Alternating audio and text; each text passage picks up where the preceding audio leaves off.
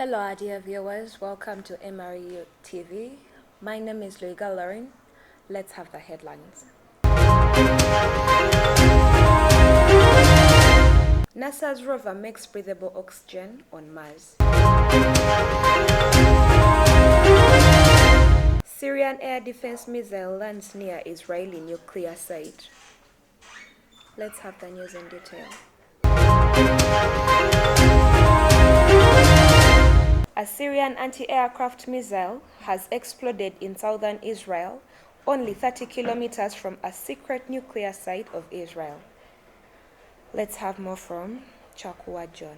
A Syrian anti-aircraft missile has exploded in southern Israel, only 30 kilometers from a secret nuclear site. Warning sirens went off before a loud explosion was heard in the Dimona area. No injuries or damages were reported. The Israel military said the missile was one of the several that had been fired towards an Israeli aircraft. It responded by attacking several air defense batteries in Syria. Syria's military said Israeli missiles targeted sites around Damascus. Most of the missiles were intercepted and downed, but 4 Syrian soldiers were injured and there was some material damage, it added. Israel frequently carries out strikes on Iran-linked targets in Syria, saying it will not tolerate what it considers Iranian military entrenchment in the country. The Israeli military identified the surface-to-air missile that hit its southern Negev region. It said the projectile, which overthrew its target, was fired at the same time as Israel was conducting airstrikes in southern Syria. The primary investigation found that Israel's missile defense system failed to intercept it. Fragments of what appeared to be a missile were found in a garden in Ashalim, southwest of Dimona, but it was not clear whether they came from the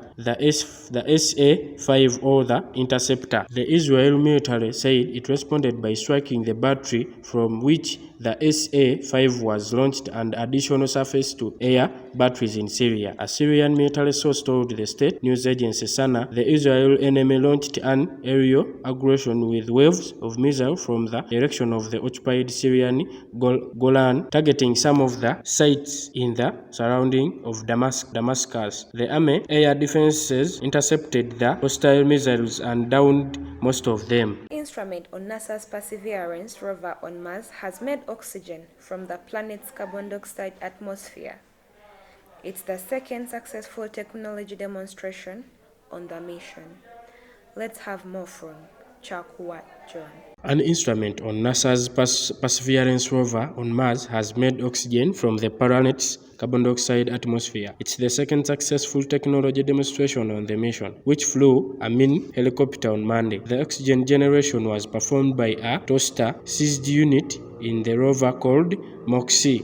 The Mars Oxygen in situ resource utilization experiment. It made 5 grams of the gas, equivalent to what an astronaut at Mars would need to breathe for roughly 10 minutes. NASA's thinking is that future human missions would take scaled-up versions of MOXIE with them to the red planet rather than try to carry from Earth all the oxygen needed to sustain them. Oxygen is also an integral part of the chemistry that propels a rocket. Thrust is achieved by running a fuel in the presence of an oxidizer, which could be simple oxygen. Mars's atmosphere is dominated by carbon dioxide at a concentration of 96%.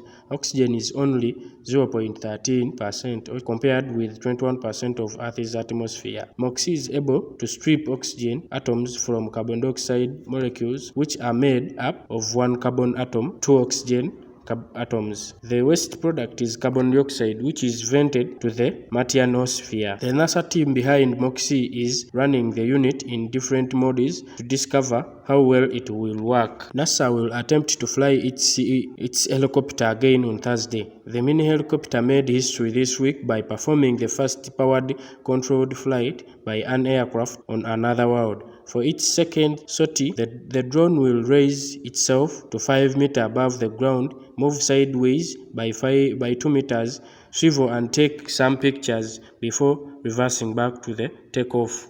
Thank you for watching MRU TV. Don't forget to subscribe to our YouTube channel. My name is Lega Lauren. A good day.